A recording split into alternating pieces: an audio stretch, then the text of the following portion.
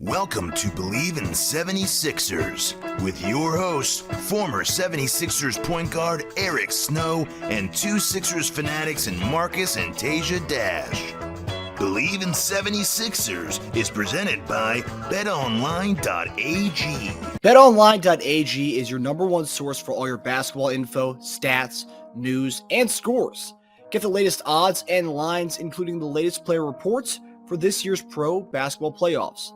BetOnline is always your sports information headquarters this season, as we have you covered for all your sports wagering needs. Basketball, MLB, NHL, right to UFC, and boxing. BetOnline is the fastest and easiest way to get your betting info, including live betting options and your favorite casino and card games you can play right from your home. Head to the website today or use your mobile device to get in on the action.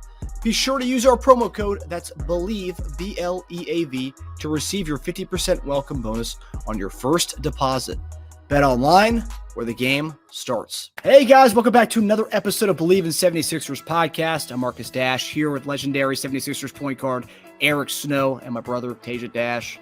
Teja, well, first I want to knock this out of the way right now and wish you a happy birthday, happy 38th birthday. That's crazy that Happy you're 38 birthday, now. man. Thank you. Big 38, late 30s. All right.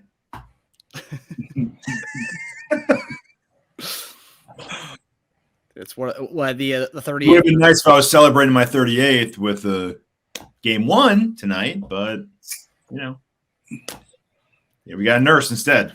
So that's you'll take that. Not exactly what I was planning for, but it's all right. It's okay.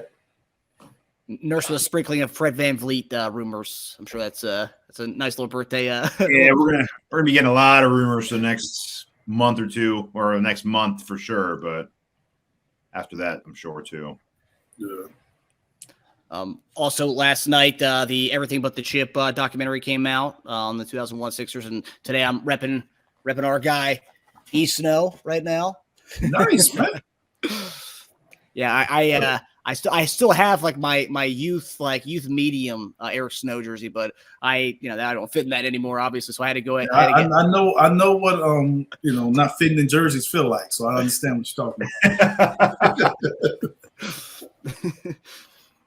Yeah, I ended up getting this on eBay last year because when we first started the show, I was like, I have an Eric Snow jersey, and then I went and looked. It was like my youth medium Eric Snow jersey. And I'm like, I can't fit in that anymore. Cool, man. I mean, it's fun. I have so many jerseys. I have a lot of them up. I have a lot of them up in my my house in Ohio where my dad lived. And then I have some in packed away storage. I have one of every jersey I wore, but I don't have them all up. So every version, that's every cool. Version, every color. You even had the red one that we wore one time, yeah, and the blue one, not the blue that we had, like the old school blue. The blue one that you wore with that Justin Timberlake promo. That was that one. That was a cool one. The Justin Timberlake promo. It's the All-Star Game promo. Yeah. Like we just joined Justin for the promo for his concert or something. Yep. Well, I think that was he wasn't even Justin Timberlake yet. He was just he was just part of Backstreet Boys, right? Yeah, that's right. He wasn't even Justin Timberlake. In sync. In sync. Yeah, Backstreet sorry. Boys. Yeah, sorry. He wasn't by himself then.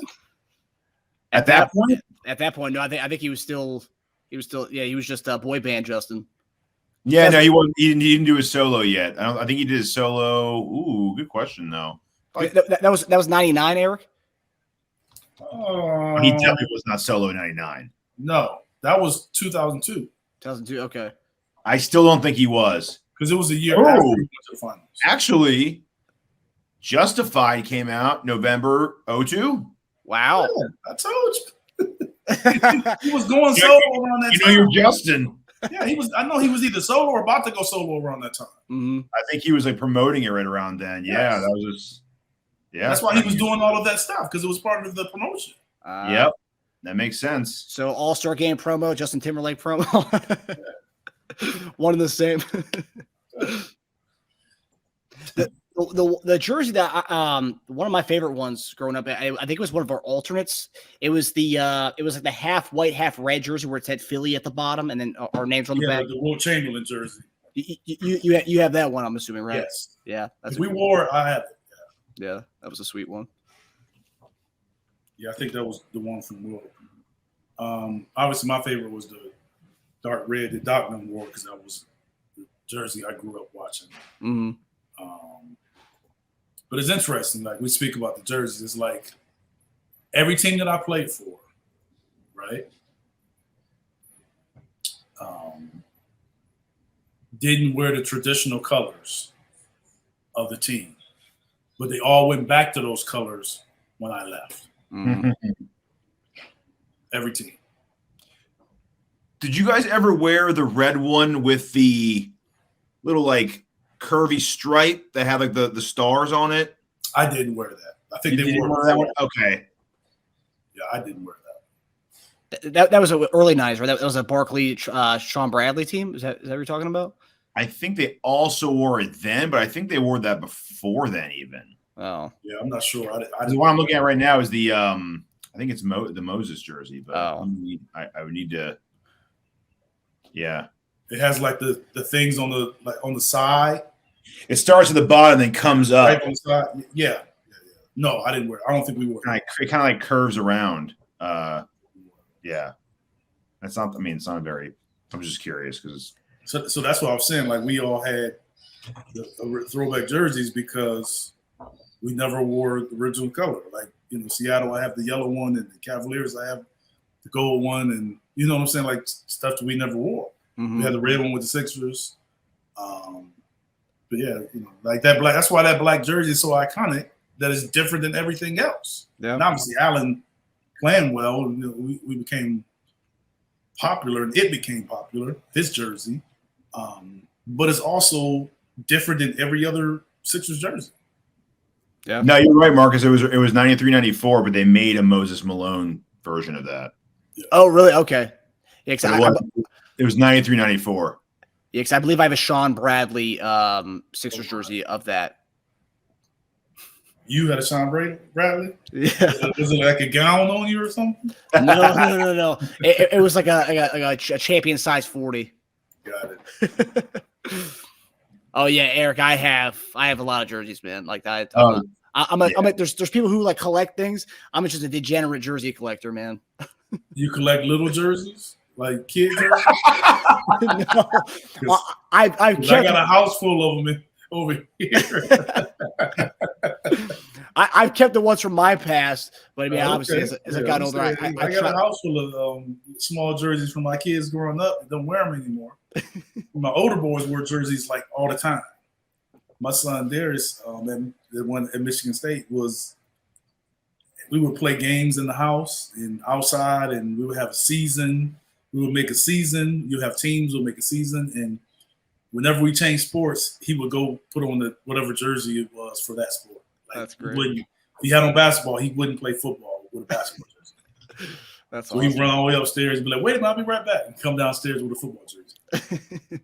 So yeah, they had a lot of jerseys, but they not donated and gave a lot of that stuff away. I would donate a few to you if you could fit them. You probably can fit theirs. I don't know. Youth XL is probably the lowest of the youth jerseys I can probably fit because the Reebok Youth XL. We got some youth XLs and adult smalls in this house. All right. Hey, bring them on. I'd love that. Dude, that Barkley Marcus about to get some hand-me-downs from my kids. Let's go. That Barkley Shooting Stars jersey goes from anywhere from like $500 to like $2,000, by the way. Champion? Oh, really? The Barkley one? Yeah. They don't sell them. Yeah. Like this is $475, and then it goes up to like $2,000. Is Barkley the only one in that jersey? $2,500 for Hersey Hawkins. Hersey? There you go. And then, but yeah, mostly Barkley. And then they made a new Mitchell and Ness version of Moses Malone in that jersey. Mm-hmm. But yeah, it's called the Shooting Stars jersey, FYI. Okay. I'm gonna look that up. Did you play any of the Syracuse Nats jersey, Eric, or was that after you? It was like that old school. I don't remember us playing in that. Okay. Yeah, because I Bleav that was the year we traded for Rodney Rogers, and I think that was after you, right? Rodney Rogers. We traded for Jamal Mashburn's expiring contract and Rodney Rogers that year. That was like 05, maybe.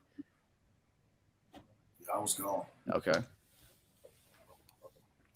Yeah, I had the Corver jersey in that. Nice. Yeah, it's the off season, man. We're talking jerseys for 10 minutes here. Yeah, it's fine. Okay, so obviously with the off season being here now, and we got massive news this week. We obviously talked about the potential. Last week we were talking about interviewing Frank Vogel, interviewing Nick Nurse, and now we are officially have gone from a doctor to a nurse. Now we can actually say it confirmed. So he had the introductory press conference today. He said some good stuff.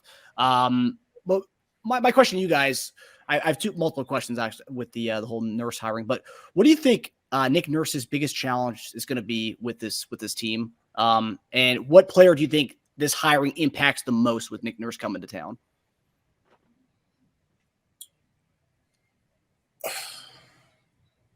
It's kind of hard because, like we said before, we don't know about James. I mean, the biggest challenge is going to be getting past the second round. That's the biggest challenge. I mean, that's why Doc Rivers isn't here. That's why Brett Brown isn't here. Those are the main reasons why. So you can be as great as you want to be. If we still end up in the same place, then what do we accomplish? So that is, in itself an issue. But I think the biggest challenge altogether is putting together an offense where your leading scorer and your best player, dominant player, is a 7-foot guy. I haven't done that. I haven't seen him do that.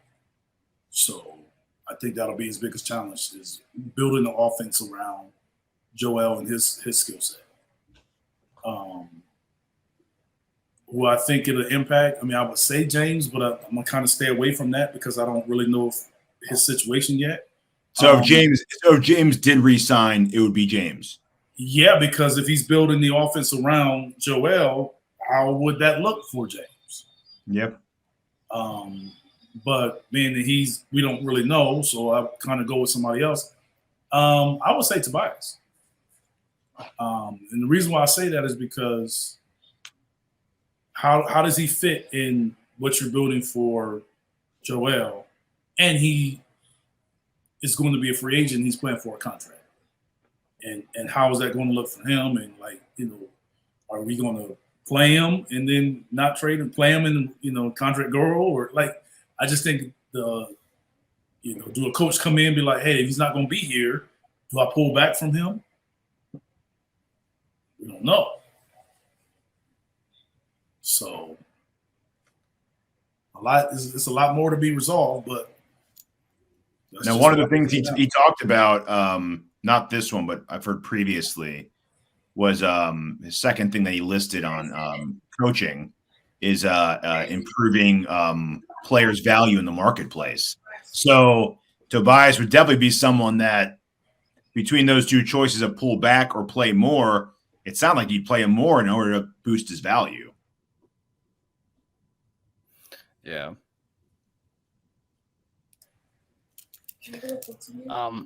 I can't hear you, Eric. Say it again. I have my sons yelling. Oh, my bad. No, I was saying Nurse, the second thing besides getting everyone to play team ball that he talked about a few days ago, or a clip I saw a couple days ago, was he likes boosting players' value on the marketplace. That's what he loves doing. Just getting the best out of them so they could be worth the most on the marketplace. So between pulling back or playing Tobias more, if we were going to deal him or at any point, I would assume he would lean toward just getting the best out of him, getting the most out of him so you could trade him for the most. I understand that, but how? Yeah, yeah, exactly. That's what we've been here, a little longer than him, even though we're not hands-on like that. But we've been here a while, and incorporating Tobias has been an issue. And I'm saying now you add the fact of him being a free agent. Yeah. Yeah. It's funny you said getting past the second round. That was one thing he mentioned in the press conference today, that he's going to attack that head on. He said you just got to go ahead and attack the fact that this team hasn't gone past the second round. That's, something he had to deal with in Toronto, where there was, certain guys couldn't play, couldn't get past a certain round of the playoffs, and they were able to do that. I don't know who's referring to with that, but yeah, he said they have to attack that head on, because that is a big goal, obviously. Mm-hmm. They did it with Kawhi. Did they do that any other time after that? No.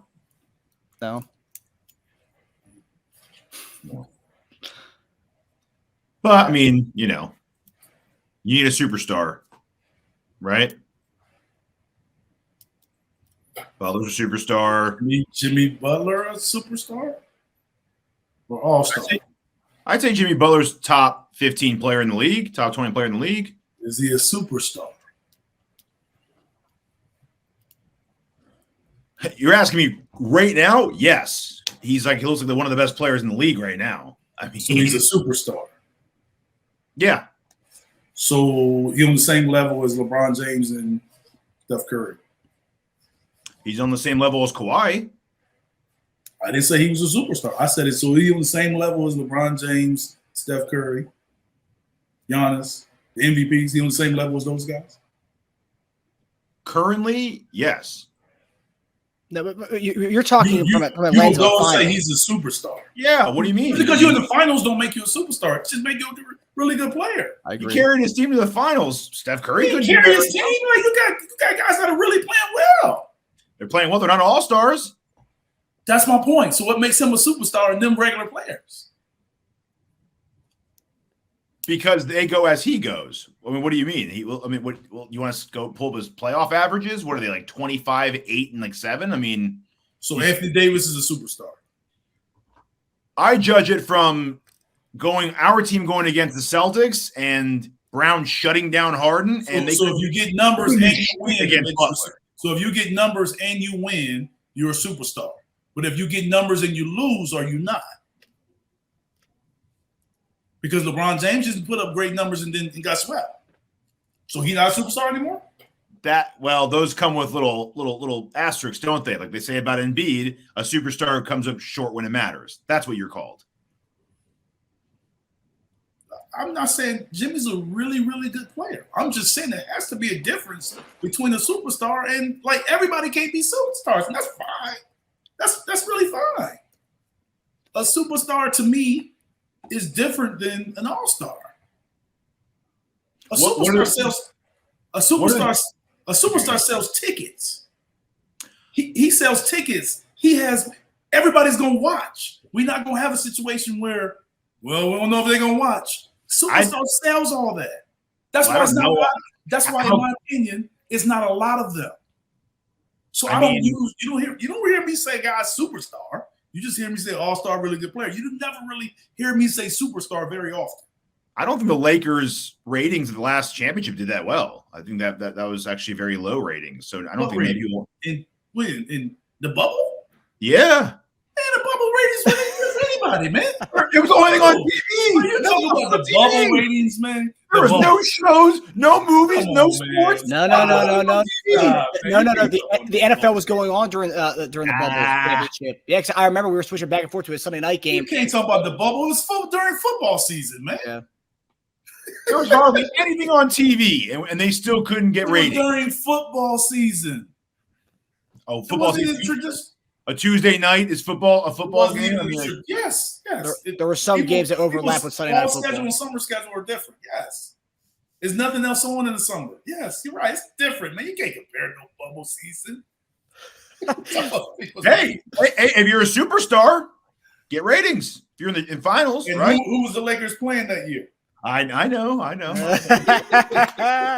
Okay. You're playing another superstar according to you. hey, I think Butler's doing more commercials than LeBron is nowadays. So if we're talking marketability, LeBron has the choice to be selective in this. Jimmy's a really, really good player. I think Jimmy's more likable than LeBron is. Personally. No, I'm just saying he's a really, really good player, but it has to be a difference between some of these guys. It has to be a difference. Like everybody can't be superstars. Well, I didn't say everyone. Come on. I mean, Jimmy I'm Butler's just saying gone to the finals, what, 3 times? I just don't think it's it's a lot. I just like superstars. I just don't think it's a lot of them. How many But that times? don't mean the guy isn't close. How many times has Miami gone to the finals in the last 5 years? You count the bubble? Yes. Twice. The best player on a team that's been to the finals twice in 5 years is not a superstar? Not in my opinion. Did they not go to the play? That's because his games don't get ratings. I mean, no, I just look at it as a whole time. You trying to make it about a guy winning more than him. Because if a guy loses, does that make him not a superstar? You can't talk about one way and not talk about the other. So Jason Tatum's not? Because he only went once? He's a top 5. He's a top 5 MVP guy. Yeah. Is Jimmy a top 5 MVP guy? Has he been a top 5, top 10? Regular season, no. Okay, so all that got to count. I mean, you could be underrated or underappreciated. That's why they call him playoff Jimmy. It's true. Because he balling in the playoffs. When it matters most, right? Well, to you, they say it matters most. What do you mean? It should matter all the time. So it should matter the most all the time.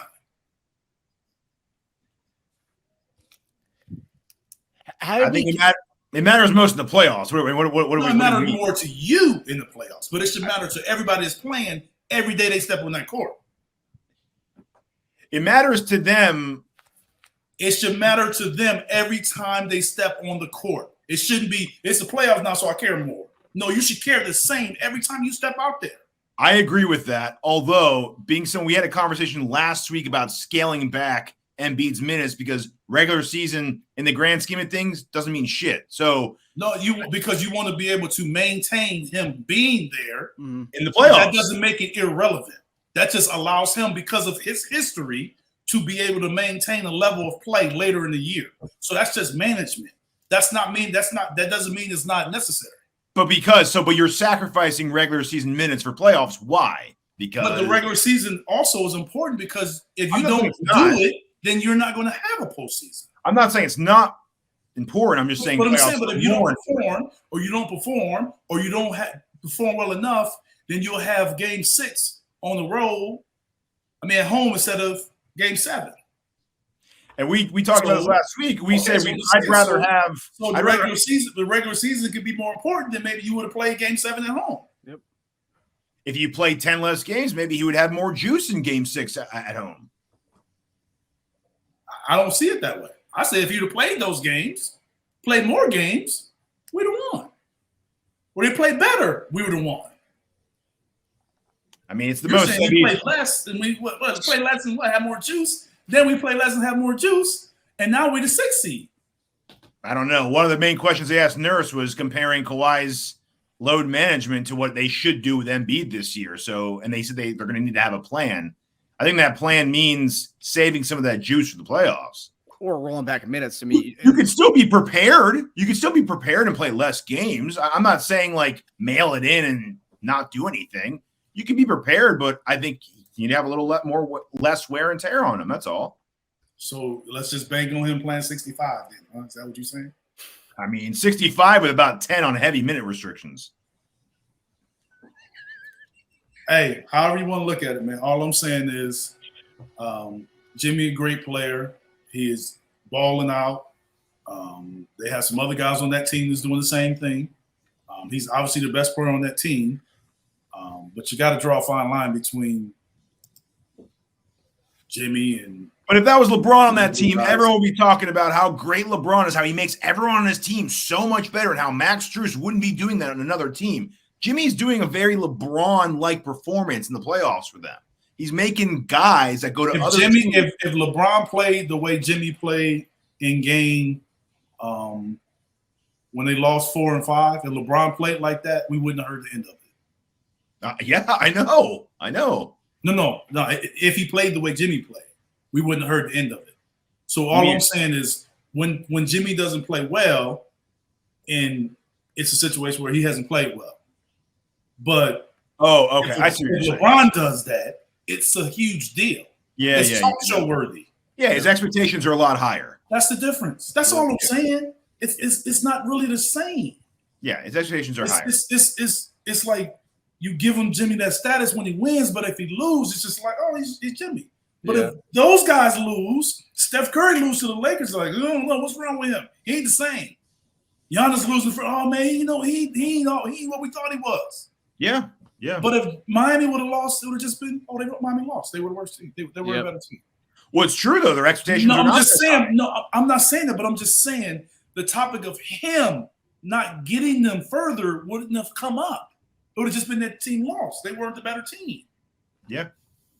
But any of those guys that we're talking about, there are some LeBron apologists who do say that team's who else on the team anyway? That team sucks. You can't do it anyway. I understand that, but LeBron has some people that defend him through no matter what. But at the end of the day, he performs at a level that's so consistent and so good. Like it's hard to just be like, yeah, somebody's on that level. Like I don't know how you can just say that. That's all I'm saying.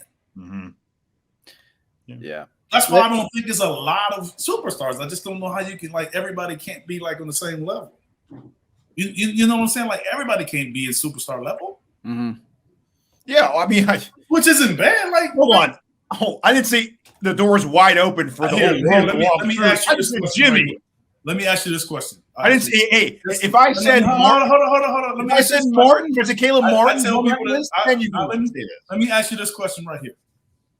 Do you think, from a superstar player, an all-star player, and the average NBA player, do you think the gap is wider in between the average player and the all-star player, or the superstar and the all-star player? Superstar all-star. Superstar all-star. That's what you got. What you got, Marcus? I would say, yeah, probably the gap between those two, yeah.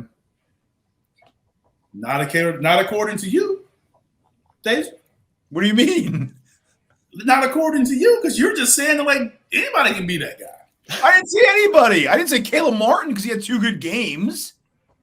No, he had more than 2. Yeah, he had entire series, man. All right, 5.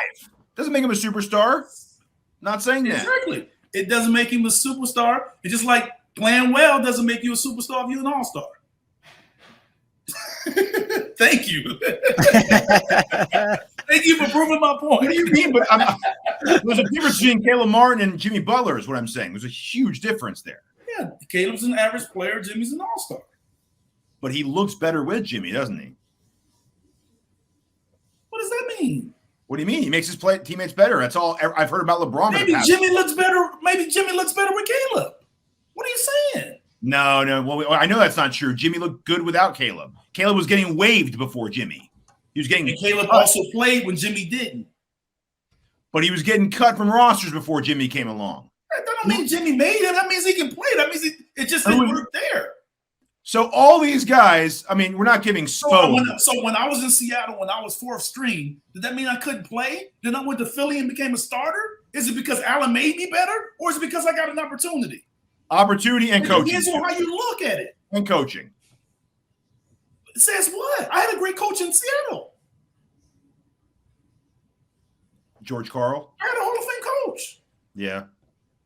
So what are you saying? It's just about an opportunity and being ready for your opportunity to come and the situation being right for you. Mm-hmm. It's a lot of guys in this league that can play if they get the right opportunity that fits them and their style. But Miami has that right now. He has a team that's good for him, and he's playing well and it fits his style. Yes, Jimmy helps, but to say it's because of Jimmy, that's not fair.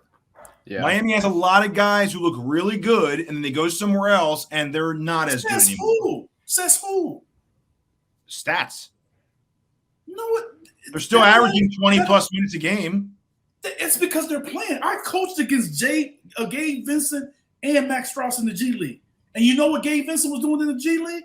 Putting up the most numbers. He was putting up 20, almost 30 points a game. So he can shoot the ball. Yeah. He ain't got nothing to do with that. He can shoot the ball. He can shoot it in college. He can shoot it in the G League. And he can shoot it with the Heat. Mm. That's what I'm saying. So it's not like Jimmy made him. That man showed you at every level he played, he can shoot the ball. I didn't say he made them, though. I said he can make his teammates better, is what I said. He I'm telling you, a guy that has scored 25 plus points a game at every level. Then when he goes to the Heat, people seem like they're shocked that he's making shots. Mm-hmm. It's because Jimmy's setting them up. But that's what Max Strauss. That's what they do. That's what they did. Duncan Robinson got $90 million before Jimmy got there. Yep. Yeah. Tyler Herro can play. He played at high school, Kentucky. He played when he's there. I think Robinson got the contract after Jimmy was there, but he was playing well. But he also play. I also see him in college, and I see him in the G League doing the same thing. Yeah. It might have something to do with Miami's development because that's no, I know. The G League. Totally. I 100%. I think Spoda's good. It might have something to do with that more so than the guy making them. So I just get a little pissed off when people say somebody made somebody. Like, these dudes are pros, man, that can play. Mm-hmm. Like, yeah, he helped, but to say that it's because of him, that's not fair. That's like dismissing all of these guys that can sit up here and play. And you go over here and thinking they can't do anything. So I guess Jokic is making Jamal Murray. Jokic definitely makes his teammates better, for sure. He doesn't make them from scratch, but he sets up the offense, and because he gets double teamed, he finds open players. I mean, like that's not anyone. What happened last year then, when Murray didn't play? No, they definitely need him. It's a top heavy team with a lot of big salary players. So you can't say somebody made somebody when you sit up here saying. I said they can make them better. Making them better doesn't mean making them. And maybe Murray makes him better. Sure. But who's the 2.5 time MVP? 2.5. That means he's a really good player. That don't mean fans that watch our video. That don't mean that he makes Jamal Murray. They got a shooting guard that won without him. They came there and obviously made that team a lot better. Yeah, and I will say, Josh Richardson, the guy we got from that Butler trade, he was tearing it up in Miami before Butler got there. But then when he went to Philly, and I think that speaks to coaching. Yeah, totally. I think it's not Butler though. Butler didn't. Yeah, he was shooting. Josh Richardson was playing well in Miami. He was playing amazing in Miami before Butler. Then he gets traded to us. Then his numbers go down, and I think that speaks more to coaching with guys like that. Is it coaching or is it the superstar not making them better? We had Ben Simmons. We had Ben Simmons at the time. I'm just asking a question. I'm asking you a question. Hey, I was saying from the beginning that now when the superstar don't make them better, now it's the coach's fault. I think but you didn't want to give Spoelstra any credit. I said all to Jimmy. I think Spo deserves a lot of credit. He doesn't get enough, actually. Okay. I totally agree. Was Jimmy not making people better with us? I mean, if you asked Embiid, he certainly said he would. We didn't win. Yeah. We didn't win. We also weren't entrusting Jimmy with the ball at the end of the games either. That was Simmons still trying to wrestle that ball away from him. That was also, come on. That's not. Let's blame Ben now. Hold on. Blame Ben. Hold on. We just got Jimmy. That was half a season, man. Come on. That's not fair. What's not fair? Half a season with a trade after you gutted your roster for 2 players. I mean, come on. That's like that was we just got those guys 2 months before. We're in the playoffs? Yeah. Still a talented team. You can win with talent. You might not win it all with talent, though. Are we in the playoffs? Yeah. We didn't go. We didn't go what, to the championship? We didn't go past the second round, right? Nah, and who beat us? Nurse. Who was that? And who was their superstar? Was it Nurse or Kawhi? Yeah. You don't think Kawhi's a superstar? No, I don't think he's on LeBron level. He shut down LeBron before in the championship, but he's not on that level. So the guy who shuts down the player that you're saying is better is not on that level. Yeah. You look at Kawhi and you look at LeBron and you say they're equal. That's what you get. You look at their careers and say they're equal. They both won with multiple teams. They won championships with multiple teams, being the best player on their teams. Arguably, actually, LeBron's been the best player every year for 20 years. Correct. You can't like LeBron look in the finals in his career. We're talking about careers. You can't pick games when you talk about a guy. I'm talking about the career. A series in the finals. Yeah, that's what I'm saying. That's the issue. I'm talking about careers. You talking about a series. or 1 year. I'm saying like they're not on the same level. Well, And that's fine. That's fine. LeBron James he's eating at the people at his table. Kawhi not sitting at that table, and that's not a bad thing about Kawhi. He's at the table with Jordan and Kareem and Wilt and all those guys. That's the table he's at. Yeah. That's all I'm saying. It's not like Kawhi at the table with some really good players too. It's just I'm not saying. But hold on though. I'm not saying Kawhi's a GOAT or in that GOAT contention. That's a whole other level though. But you could be a superstar without being. You could be a superstar without being on the same level because he guarded him. No, I said you could be a superstar without being a top 5 player of all time. That's a different level. No, you're talking about like legendary and superstar. That's not the same. Why isn't it? I think. What do you mean? You put him on Kobe Bryant's level? Because James Harden has been a superstar throughout his career. He's not a legendary top 5 player of all time. That's who.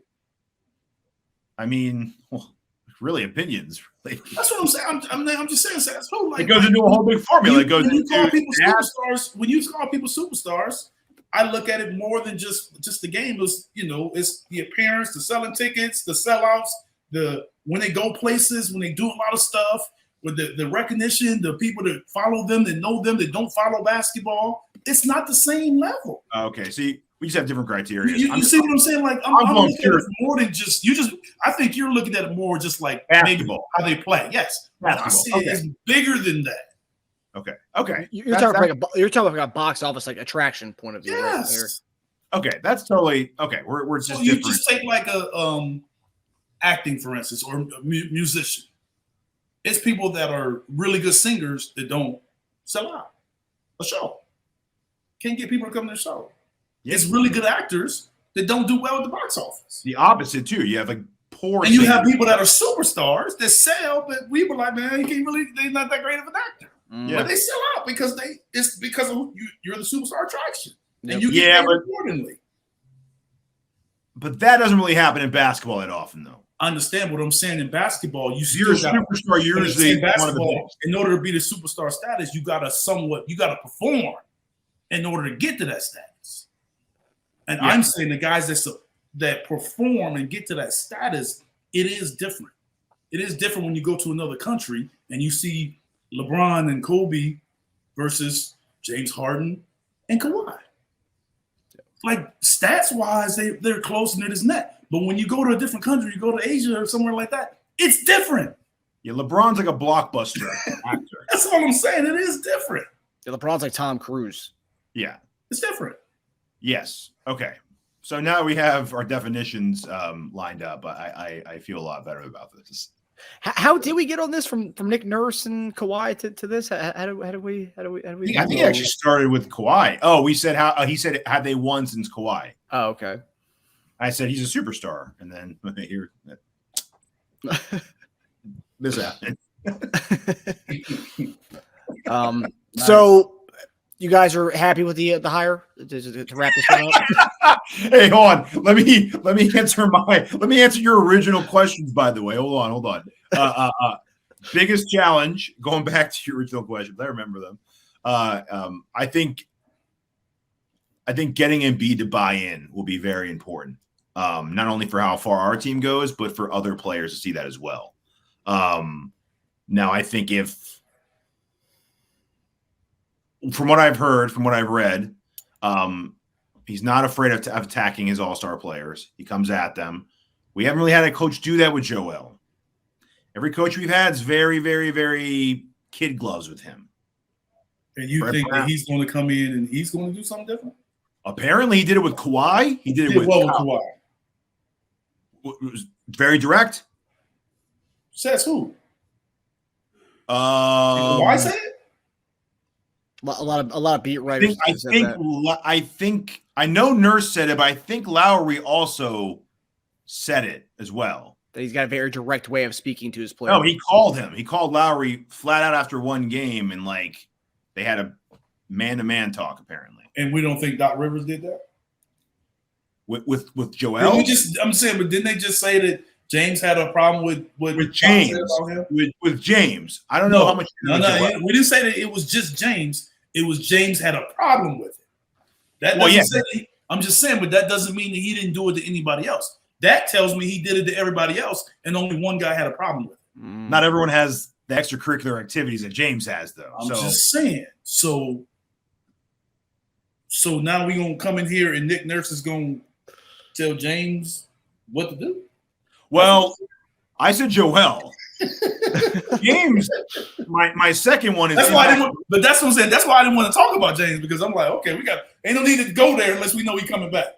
My other part was because I had one with James or without James. How's he? If James does resign, how is he going to tackle that? Because if James doesn't like your style or what you're doing, he can make things very uncomfortable. So, Nurse said they talk. I get what you're saying, but I just don't think many coaches are firm right now. They don't even allow you to coach like that anymore. I don't think the league is like that anymore. I heard he was a stickler too, but when I heard these stories, I was like, "Damn!" I don't. He called I Kawhi. don't believe that the league is. I don't believe from everything that I've seen from the league. I do not see. You're basically saying he's like Larry Brown. I'm telling you, they aren't doing that. Yeah, I don't believe that. I don't believe that that's the case. Well, apparently he did. He ruffled. They had some problems this year because he was. He'll. I mean, even if you're high paid, he'll bench you. He'll cut your minutes. Like apparently he's cutthroat. Yeah, Philly's different though. Yeah, Philly's different, fellas. Yeah. All right. We're gonna see it. We're gonna see if that happens because like we said a minute ago, if you can't get the best out of Tobias, then I guess Tobias's minutes will come down. Then I don't know. We'll see. I guess we'll. You can do it to Tobias. You can't do that to Joel. If James come back, you're not gonna do it to James. If you do that, the culture and the team is gone. Because if you lose those guys, we just got to. That's why, I think his biggest challenge will be keeping the same. But then if you don't do it to those guys, you're going to lose the respect of everybody else. Exactly. Yep. And this is a team that maybe they went past the second round, but they've won without him. Yep. So it's not like they come in and he's the savior and be like, hey, y'all, this team hasn't won. This team just hadn't got past the second round. They just went one game away from going. Had two chances to go. Two of the things that he preaches a lot, doesn't like stagnation, wants the ball, wants team ball. And how you going to do that with Joel? How you do it with James? Either one of them, really. He also said he's not a fan of just throwing the ball to your biggest player and pounding down 100 times a game either. So that's also not very supportive of Joel. So he's saying I'm not a fan of the best player that's averaged 33 points a game. I'm not a fan of giving him the ball down where he has an advantage. That's what he's saying. That's what you're saying. He's saying. No, but not exactly quite like that though. Huh? No, not exactly like that. I think what it's more about the ball to him means that can't just be your offense. Just figure it out. Give it to Joel and figure it out. Can't be your offense. I think is what I took from it. So if we come down and we run a set, there's got to be movement. There's got to be come down. And Joel runs into a pick and roll. We got a back screen, cross screen, throw the ball to him. Or we come down, James dribble to a side, Joel post up, you throw it to him. Guess what we doing? Throwing him the ball. Both times. I'm just saying, both ways. You dribble down, you throwing the ball, or you come down, you got a cross screen, back pick, back screen, swing it, throw it down. Guess what you're still doing? Throwing him the ball. Mm-hmm. Problem is, when a team's game plan him well, Joel that is, we don't have an answer for that. So there's got to be something else. We have to have more than that offense and just getting Joel the ball. I understand that, but what I'm saying is that's the reason why we lost. The game of the NBA is about scoring the basketball easily. And that's why the better players are the best players, because that's what they do the best. They put the ball in the basket the best. Yeah. So when the defense makes an adjustment to that, you have different ways to counter that. But absolutely, Joel has to counter it by being able to score and dominate. Then when they they defend him a certain way, being able to have a counter to that. Yep. And when they double you, being able to move the ball quickly and swiftly to be able to attack the double. That's what it's all about, no matter where Joel catches the ball. That's what it's about. So I don't think you can just come in and say, well, I don't think you can just pound the ball, this and that to Joel. So what are we going to do? Throw it to him in the three-point line? The object is to win the game. And the best way to win the game is to have your best player have the ball the majority of the time. Yeah. So we've seen the team throw it to him at the free throw line and throw him at the three-point line. and we hadn't got past the second round. Yep. So to hear a coach say, I don't like, hopefully he didn't say that, but to hear, maybe he said that in the past, but to say that right now, I don't like throwing the ball, a guy that's 7 foot that has an advantage every game, the ball down low. I don't understand how you can say that going in without even taking a look at how that looks. He's not stupid either. So he's game planned against us, and he's seen what Joel can do against you and how they can break you down. I just think he wants more than just that. Yeah. And we need that. What was the exact quote? Because I watched the press conference. I didn't hear him. No, it wasn't from that press conference. Oh. It was just That's a general I'm comment. hoping he didn't say that now. No. You come in with any kind of way you can play with this team until you're in there. Yeah. Yeah, I mean, he talked about doing a lot. I mean, he's known for doing a lot of testing out a lot of new things and drawing up different schemes throughout the game and stuff. So he said he's prepared. He hopes the team is prepared to, do things they haven't done before. And, he says a lot is a collaborative effort. He goes, so that he'll be working with the guys to do a little bit different things they've never done before. And he said he'll also be throwing stuff at Joel Embiid, which he thought was successful against Embiid in the past, but he tried against Embiid, and they're going to be trying to work out ways to beat that, to beat the type of defenses that he threw at Embiid and stuff. So, I mean, a lot of stuff was encouraging. He also talked about, I think someone asked him, you see Jokic in the championship, he plays more a facilitator type role. Do you think Embiid can kind of add that to his arsenal? And he said, yes, I think he can add some of that to his arsenal. Okay. No, he was great in the presser. He handled Howard Eskin pretty well. So I think it's a good first test of Philadelphia, Eric. Howard. I like Howard, man. He asked a very pointed question. Probably not a lot of people like me that like Howard, but I like Howard.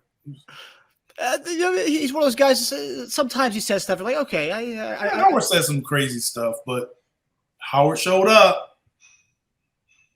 Yeah, I know Howard. I seen his face. Mm. I know who he is.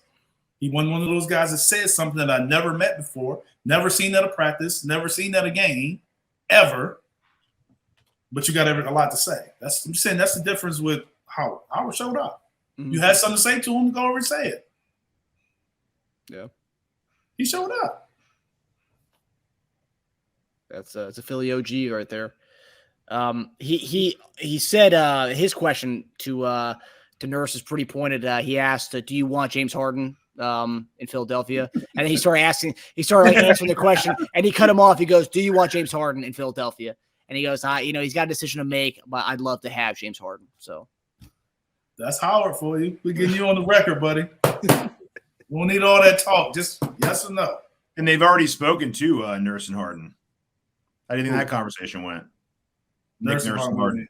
They already spoke, apparently. He said before he took the job, he's spoken with Harden. Yeah, James is like, I'm good, man. James gonna make a decision that's best for James. Yeah. That's what free agency is. Yep.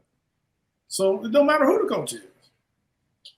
When I got traded from Philly to Cleveland, the coach that came to Philly told me what he had planned for me. Then a couple of months later, I never talked to him again, and I was traded. Was that Jim O'Brien? Yeah. We had a conversation. He was telling me what he wanted me to do and how he gonna use me, this and that. And that was the only time we talked. I was gone the next month. Dang. So they're just telling you how it go. Like, so, okay, we say all this stuff now. We won't know. Next week's going to be different. Mm-hmm. Yeah. Yeah, that's probably why Eskin was pushing so hard for that answer. He won it on record. Mm-hmm. He also said he wants to. We want to know how you feel, how you really feel. So tell us how you feel, get it on the record, and then we move on from there. Yeah. He also mentioned something that a lot of fans have been kind of wanting throughout the whole season was kind of getting Maxey involved in the pick and rolls and kind of having him be the facilitator in that. What do you think about involving Maxey in more of the pick and roll game? Yeah, I mean, I'm on the record saying I felt that James should play off the ball and Maxey should be the primary ball handler at times. I've been on the record since James showed up saying that. That's why I always wanted James to be more of a catch and shoot guy at times. Yeah. So hopefully, I mean, I'm game with that. I think that's an adjustment that can be made swiftly. I think that can be made swiftly. Yeah. That was my biggest player to be impacted was Maxey for his extended playmaking. But I think it'll be. I think Maxey's could benefit from it. Yeah. But if he benefiting, then somebody's not. Yeah. Everybody can't benefit from it. So the quote was from his book, Nick Nurse. Okay. And he said he doesn't like a static offense that just keeps pounding the ball to your biggest player on the court every time. So what if your biggest is your best? Yeah, that's that's where there's more context to that, though. I mean, it's not just a big guy. He's not just a big five. Yeah. I mean, most of the people that did it back in the day when they fed their big – most of those big players were your best scorer. Yeah. I played with big guys. They didn't feed them. Like we had the Dikembe. We didn't keep throwing down to the Dikembe. Yeah. Like you feed your best player. You were feeding Tom McCullough, though. Dip can score that ball, man. Yeah, I little quick jump look. Dip, yeah, we didn't post Dip. Like he was like, some dishes and stuff like that. Hey, man. You guys helped ball, like them soft hands. He catch air. He caught everything, man. He got paid after that with the Nets. Yeah. He got a nice little contract after that. And then the game changed, and they changed all the rules. That's when it started. He had bad injury, though. Was that his foot? He had a bad foot injury, didn't he? I forgot what it was called. Yeah, he had a really bad injury. Yeah. It wasn't even an injury. It was a condition, wasn't it? Yeah, it was condition. Something Jeez. like a nerve condition or something like that. Yeah. Disorder, some kind of disorder or something. It wasn't. They thought it was an injury, but come to find out it was something else. Wow. You looking that up, Teja?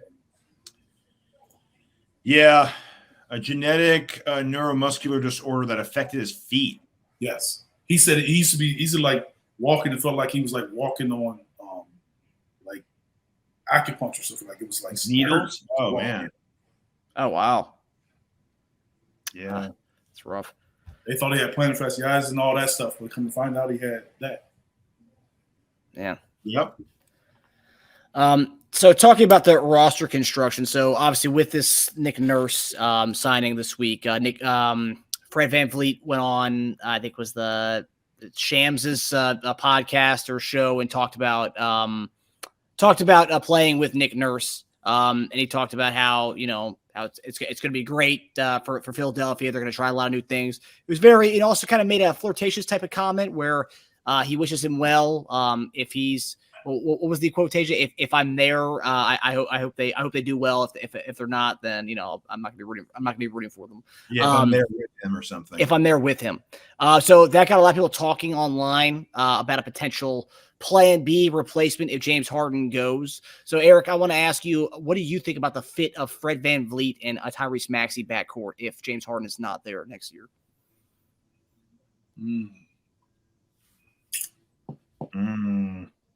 He's not a superstar. Let's get that out of the way first. At least you know.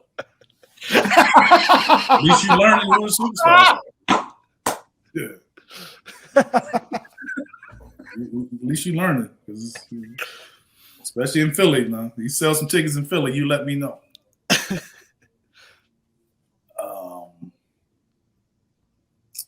don't know how much I like that. Is it a really small backcourt? It's height. Is it height or skill set that bothers you? Not skill. It's more height and size. It's like in this game is like not that James really guarded the top player, but say for instance, Maxey guards the best guards, and the best guards are the point guards, and the shooting guard is really good too, but he's 6'7". You know what I'm saying? That's different with James because James is 6'5". Yeah. But that would my concern would be more that size. I know it's not a lot of teams out there like that, but I'm just saying. So I mean, Toronto, right? What's Gary Trent? 6'4"? 6'5". Yeah, he's 6'5", 6'6". Yeah. Yeah. So I'm saying it's just different. You play Memphis, and obviously Maxey will guard Morant, and Bane is 6'4", 6'5". even though he's not really one of the guys who need the shot. You play Phoenix. Phoenix would be different. Depends on when you played Chris. But, we play Boston. Boston start bigger guys. They start the bigs, and they got Tatum at the 2. It's just small. Yeah, that's been a big problem with people for the most part. Just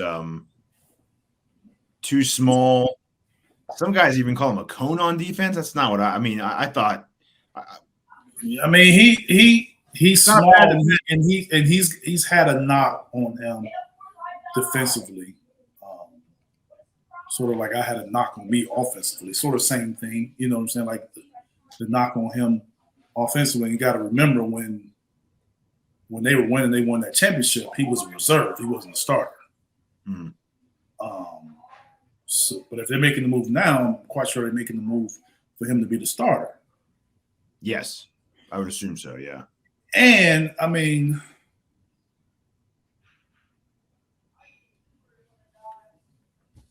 don't know. I think he could be a good replacement for James. I'm not sure if he's a good pairing with Maxey. Yes. So let me ask you, because that's been a big conversation. Like who and what kind of player to pair best with Maxey? What would be the makeup of a guy? We don't have to get into names exactly yet. You know what? Because I never really thought about that until now. Like I really got to spend some time on the type of player that could be around Maxey. But some of it will depend on how we're going to use him. Is he going to be the 1, or is he just going to be a 2 where he's just scoring? Yes, so that's a big. That depends on how we're using him. Mm-hmm. And I just assumed with Fred, if Fred would kind of be the 1, or they could be, because he's better suited for it with Maxey than Maxey is with him. I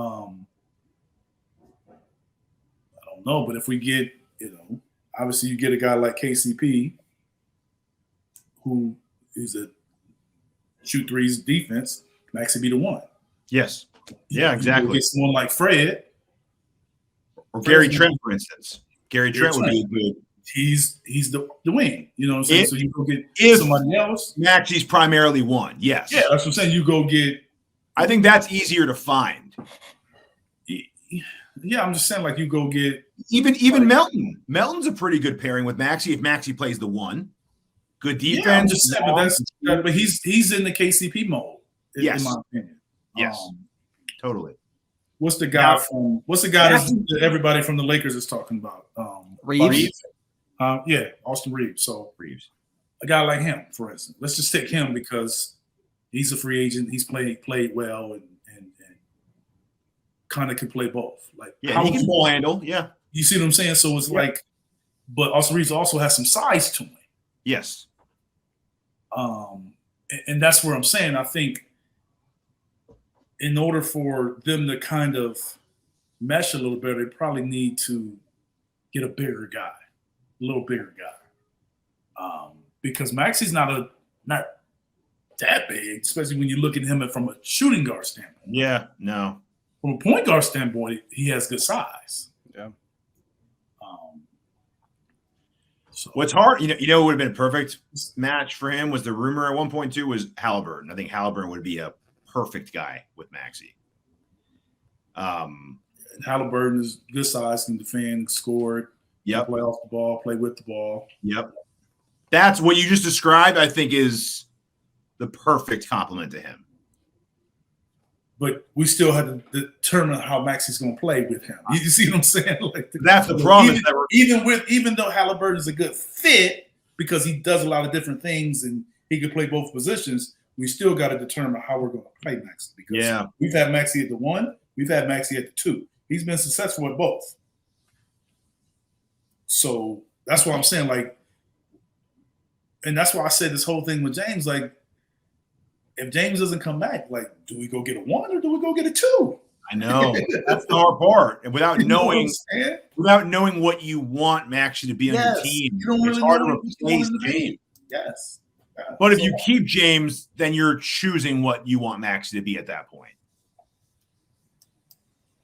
Because Harden's still not proven to be a really good off ball. I mean, yeah, I mean that's what I'm saying. Like, is that something you try to do? Like, I think that's the tough part because James not re-signing to not have the ball in his hand. No. James isn't cutting, and you have to be upfront with him on how you expect it to look, because if you don't, that spells nothing but issues for during the season. Very quickly. Yeah, he's gonna call you out. The agent's gonna be on the phone immediately. You really guys promised me this. Yeah, you said this and that. Yep.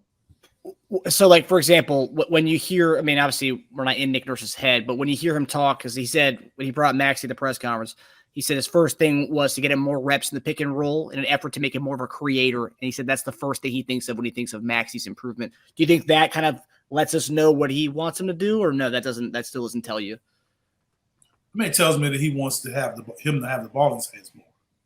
That's what it tells me, because that's the only way you can do run, pick, and roll. Doesn't necessarily make you the point guard, but it means that I'm going to put the ball in your hands more. So that's different. Yeah. So somebody's not going to have the ball if he's doing that. I don't know how you do that and say you want James coming back. It just doesn't. Those two things are opposites for me. Maybe you do it because you don't just pound the ball down to the big man. Yeah. I mean that's true. Yeah, I mean, that's the part that's why with us, and I'm sure people that really, really follow the Sixers, that's why so much of it is a wait and see, because we don't sort of like, sound good, but okay, how you? We sitting up here, we still trying to figure out how to get Tobias 15 shots. I know. Yeah. Another guy would have fit really well skill set wise. I mean, injuries have been a true shame. Lonzo Ball would have been a good fit with Maxey. Another guy who would be good. But good with Lonzo, you know what he is, though. You know what I'm saying? Like, you know what he is. With Lonzo will run that point. He's going to have the ball. So you knew Maxey was a shooting guard, a scorer, go get buckets. Yeah. That's what I'm saying. It's like it's more defined getting certain guys. Like you say, you go get KCP. And that's why I threw him out, because he's such a, who he is. Yeah. So now you get him, okay, Maxey has the ball in his hands. He's the point. But with Lonzo Ball, he's scoring off the ball. And can also do some catch and shoot. And that's what I'm saying with Fred. I mean, he can be off the ball. Like, he cannot, that's what I'm saying. Like, Fred, to me, is a scoring guard. Yeah. You also need size, too, though, right? So it's not just skill set. But I'm saying that Lonzo Ball and Halliburton are both 6'5". Fred plays more like Maxey. They play similar. They're very similar as far as their style. It's just Maxey's he's a more developed playmaker. He's bigger and he'll attack the rim more. Fred is smaller and he'll use the pick and roll and shoot more jump shots. He averaged like six and a half assists last year. Not bad. Pretty good. No, I'm saying that just the way they create is different. I'm just saying like Maxey's more inclined, even though he shot the ball really well from 3 this year, he's still more inclined to attack and shoot those runners and get in the paint. Yeah. Or I see Fred more of taking shots, but more threes and stuff and jump shots off of. Fred shot 8 of them a game last year. Wow. Yeah, that's what I'm saying. So that's different. I think they got the same thing as far as trying to score the ball, but it's just different in how they get it. Maxey can get his more without pick and roll, more so than I think Fred can. Yeah. Well, we're going to find out through if Harden's obviously here, we know what the I mean that's why it's hard. It's hard for us to really dissect it, because it's sort of like until we know what it's going to look like with James, like we don't know anything as far as what this team is going to do. Yeah. And if once the James domino falls, and let's say he's not with us, then we'll see what they want to plan for in Maxey's role. Yeah, based on who they go after. That's what I'm saying. When James not coming, the roster building will also tell us too. Yes, that's what I'm saying. Yeah, who they're getting totally. Yeah, we were like, okay, nobody else is coming. Like they're not gonna go get a guy that's a backup point guard and tell him, hey, you the starter here. Not with a team that's supposed to go to the conference finals and finals. Yep. Like they got to build the roster of this. You feel like you can do that. Another guy I want to throw out there too, who I think would be perfect. There'd have to be a lot of trades involved. Is DeJounte Murray. I think he would also be really good next to Maxey. 6'5", 6'5", good mid range, can play defense. Yeah, I just don't know. I just don't think that. We just don't know what they're. That's what I said. You don't know what Atlanta's doing. We don't know what they're doing. Yeah, I don't think they know what they're doing right now. Young, I'm just saying with Trae Young, those rumors coming out for a reason. Yep. All that stuff about him is coming out for some reason. Like, somebody there is saying something. It's going to be a very interesting off season for Atlanta, for sure. You also mentioned Alex Caruso is another potential guy next to him. I that's a much cheaper route to go. It's not the big splashy name, but as far as makeup, he can hit an open jumper. He can play defense. He's 6'5". He can distribute. In like 22 minutes, he's averaging like 5 assists a game. So, I think that is a guy. As far as makeups go, that is a guy. If you're going to play off ball for Maxey, I think Caruso would be a good option. He's also under contract, so you'd have to do like a DeRozan Caruso deal, which I'd love. Eric, would you do DeRozan and Caruso for Tobias? Those two for Tobias? Yes. Yeah. You got a defense, all defense. You got a guy that can get a bucket. You have PJ that can play some forward. You have another guys off the bench that can play forward. Yeah. I don't think Chicago would do that. But you don't think so? I don't know if Chicago. If they're trying to clean up their cap, then I guess they would. Yeah, but I don't know if Chicago, I think they could be there if LaVine is moved. Well, that's what I heard. I heard they're trying to kind of clear it out so LaVine's their guy. I don't know how true that is, but that's what they're. Their guy or him being moved. No, like building around him and like making him the focal point of their team. If you're going to do that, you probably have to get rid of DeRozan. But isn't he the number one option on your team? I think that's the problem. I think they want it to be LaVine, and DeRozan's just not letting that happen. Maybe they need a certain coach to go there. A lot of people say DeRozan wouldn't be a good fit. I'm just saying, man. Yeah, no more pounding. They do have a guy they pound guys, man. To hold them accountable and stuff. There's only one coach in the league doing that. Oh, that's good. And also, and that's connection there too. Wasn't Nurse the coach that was the reason but he was the coach when they traded DeRozan? They didn't have. I looked. They never played they never had a season together. Oh, so Nurse wasn't the coach. DeRozan and Nurse, they didn't overlap. He might have been there when they actually did the trade. Who are you talking about? Nurse and DeRozan. So they traded him. Nurse's first season was with Kawhi. So his first season was the 1 year they won a championship? Yeah. Huh. Interesting. That says a lot. Hopefully we have a lot of luck like that. I'm just saying, it says a lot. Your first year you win a championship. I Bleav they made a joke about that during the press conference today. What's that? Maury and him made a joke about winning, being a first year coach with the team and winning a championship, saying it's hard to do, but they kind of like joked about it. They laughed. I mean, they did have the best record in the East the year before, right? I Bleav so. Yeah. Wasn't that the year Casey won the? He got fired. Yeah. Mm-hmm. They had the best record. They got swept by the Cavs. Yeah. Do you, now that we know that Nurse chose the Philadelphia over Phoenix and Milwaukee? Did he? That's all the reports. Yeah. Apparently, he pulled his name out of the Milwaukee job and he chose Philadelphia over Phoenix. Definitely chose them over Phoenix, from what I've heard, but the Milwaukee one's up for debate. So Phoenix offered him the job? That's what the reports allegedly. are. Allegedly. Yeah, Woj's report was that he chose Philadelphia over the other two jobs. They were both chasing him into the weekend. Did he say that Phoenix offered him the job? He did not say that. Did not say that, no. I mean, that was a topic on all the. I'm saying when they said to me, it said when you choose something, that means both of them are on the table. Yeah. And he said he was in discussions with both teams in the weekend. They're heavily pursuing him into the weekend.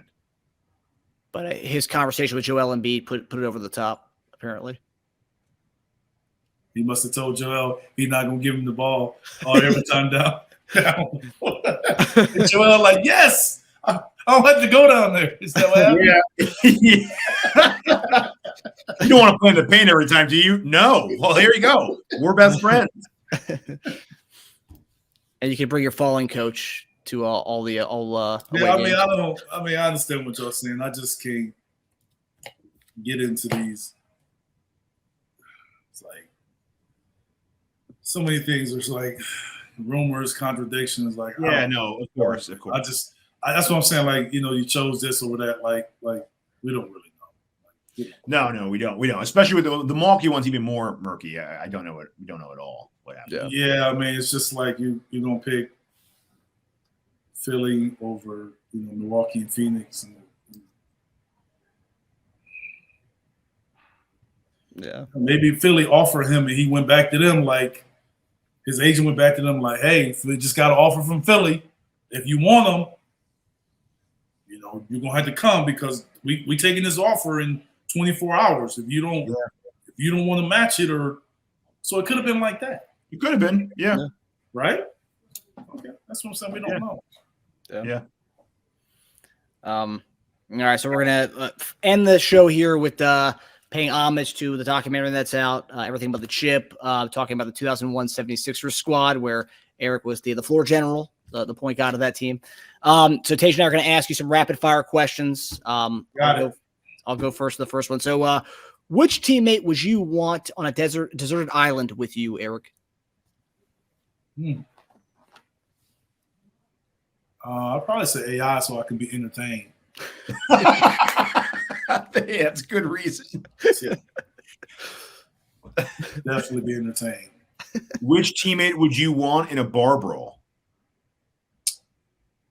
Aaron McKee is a boxer. I didn't even know that. That's great. Yeah, Aaron can box. Probably Aaron because he's a boxer. Or Dikembe because he had the knives on his elbows.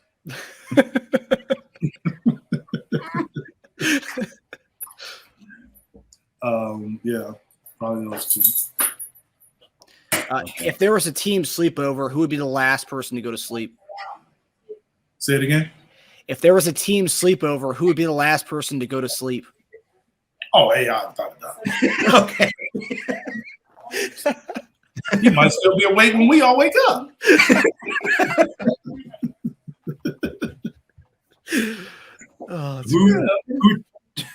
Who talked the most trash on the court?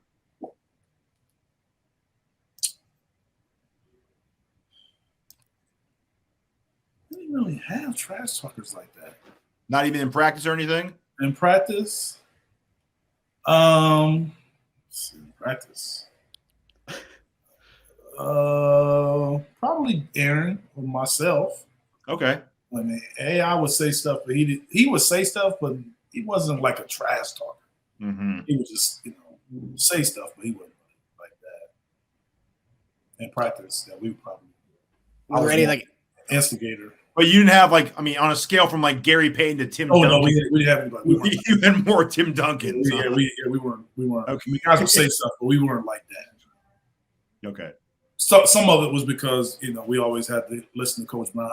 No, cut that out. We don't do it. Like it was just wasn't what we did because of Brown was probably the biggest trash talker. Yeah, he was probably the biggest deterrent to that. Yeah. I got a good one for you to bring it back to 2023. If social media were around in 2001, who'd have gotten in the most trouble? All of us. My children, especially my older boys, ask me that all the time. Like, what would we have done if we had social media? Well, I said, one, we would have been aware of it. So we would have performed and behaved accordingly. You would hope so, yes. Yes. But Yeah, it would have been some adjustments for us all. Yeah. I can't think about any. AI probably would have had the fewest adjustments because he was an open book. Like, he did what he did. All of us, it was probably a little more guarded and secretive than he was. Like, we're the ones that was probably have to be more effective than he was. Who would you want with you during a zombie apocalypse? What? What's a zombie? Yeah, Zombies taking over the world. Man, I don't know, man. That's a hard question. That's a good question. Who would you want? Who would probably be the best to go to survival mode? On the squad. I mean, I guess AI and Blue and maybe George. I don't know. I could name a couple for that one. Probably Dikembe because he got the longest reach to try to hit somebody. I don't know. Yeah, I nominate Geiger for that too. Yeah, Cyber. Yeah, but Matt is too laid back. Matt can be like, "Cool, let's go party with him, dude." Like, yeah, that won't do it.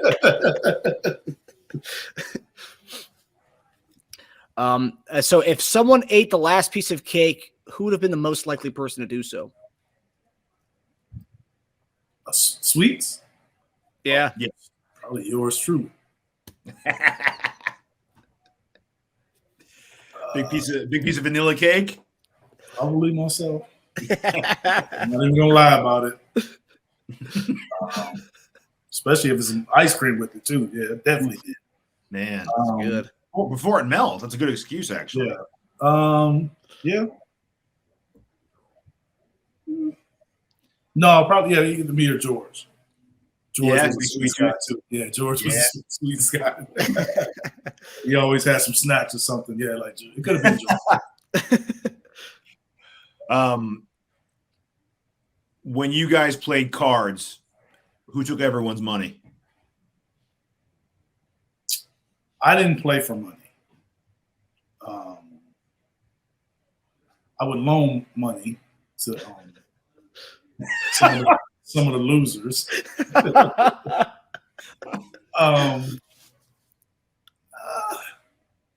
It's hard because it's like it was like Aaron, T. Hill, and AI played all the time, and then that fourth guy could be okay. Whomever. So those are the main three, though. Those are the main three that play for money. You said George, Tyrone, and T. Hill, Aaron, and AI. Aaron. Okay. We really only heard AI when he won. Okay. Everybody else, they would win, but you wouldn't really hear about it. Okay. So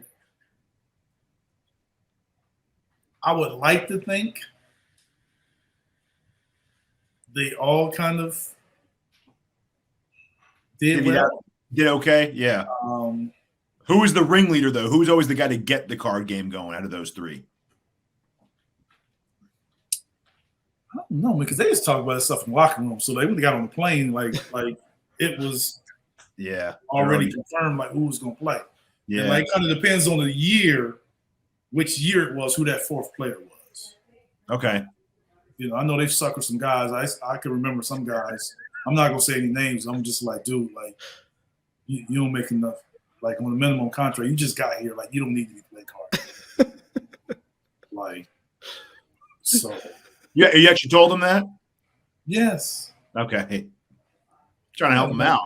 Because it's almost like they needed this particular guy. They needed somebody else to play. And they like, man, come on, man, you can play, man. I'm like, dude, do not go for it. No. Oh man. So and then we had our card game where we didn't, for no money. We had 2 games going. Who would be in that? Who would be in that group? That year, the finals year, it was me, KO, Speedy, and I forgot who else. Who was on KO's team? I forgot who it was. But yeah, that was the main guy we used to play. KO sat beside me, and then Speedy sat beside whoever that other guy was. And that's how that particular year, 2001 year. It's good crew right there. Yeah. Next question. So, who argued the most on the team? If you can pick out two guys who were always bickering with each other, like the old married couple. Oh, two guys that argued the most? Mm-hmm. AI and T Hill, without a doubt. Really? They would argue a lot with each other? AI and T Hill, without a doubt. If it wasn't basketball, then it was cards. Yeah. It wasn't even a close I knew it was going to be two guys from the card game. It wasn't even a close second. Oh, man, that's great. And then lastly, were there any pet peeves from your teammates that just drove you crazy?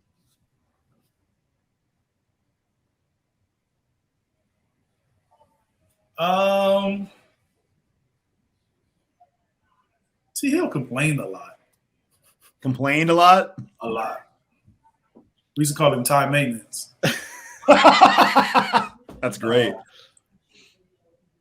But it wasn't like a complain to like me. It was like, well, he did complain to me. So it was like if we wanted something as a team, he would be the guy complaining about it, and then tell me to go tell Coach Brown. Oh. You know, like the little brother, like the older brothers say all this, and they're like, man, go tell mom and dad. Go tell them. Yeah. He didn't want to be on the hook for it, of course. Yeah, so but yeah, he was cool. But he was probably. But that I wouldn't call that a pet peeve. It was just we just thought it was funny. Yeah. Pet peeve? Nobody really had one. No, okay. Besides the Kimbe elbowing people, like, but he said he didn't do it on purpose. But outside of that, we had a good group, man. Like we got along really well, so we didn't really have a lot of that. Cool. That's it. That's the gauntlet. Yeah. I feel like we got to know the 01 squad a little better right here than we did in the documentary, but great, good stuff. We're not talking about zombie apocalypses or you know who ate the last. What is a zombie? Like, what do you mean? Yeah, usually like I think we've had that in our family, like our family one, like who would be the person to you'd want with you in a zombie apocalypse or end of the world. It was most everyone chooses Teja with that one. He's the most over you. Yeah, he's the most. Why are you surprised? You're the baby. You're the baby like me. They wouldn't choose me. I know. My family. He's not surprised. I'm not surprised. Like he acting like they chose Teja. Like you probably would choose Teja over you. Yeah, I'll get shit done. Well, I don't make it shit done. I just think that you're like the most like even keeled person. Like you're like most like mild mannered, so no one's you can be along for the ride. I'd be along for the ride. If someone wants you during a zombie apocalypse, it's not because you're along for the ride. It's because you'll get into the point A to point B without getting bit. That's why they want you. Yeah, but our family specifically, you have to be down the trenches, and we're not an outdoorsy type family. We all of us, let's be honest, all of us will get dominated within the first hour of that. But I don't know. All right, guys. Well, we'll see you guys next week. Hopefully there's some more information. Maybe we know a little bit more about James Harden's future next week when we get there. Before we go, NBA Finals starts tonight. Who do you guys have? How many games do you have it going? I'll say Denver in 7. 7. Denver in 6. I'm going to go Denver in 5 for me. A little gentleman sweep action. Well, I'm between 5 or 6. Change your mind. It's fine. One of us is gonna be wrong. One of us could be wrong. All of us could be wrong. It's true. Yeah. Y'all both got Denver. Yeah, Denver in 5. Yeah. Oh, interesting. They didn't pick the superstar. Yeah, I was about to say the same thing. Apparently, Jokic isn't a superstar either. He's winning 18 MVPs, but he's not a superstar because he's not starring in movies. In Space Jam. Yeah, you didn't go buy a ticket. He was last pick in the All-Star game, right? It's true. There you go. Yeah, you love that point. I ain't said anything. You said it. All right, fellas. We'll see you guys next time. All right, man. Take it easy. Later on.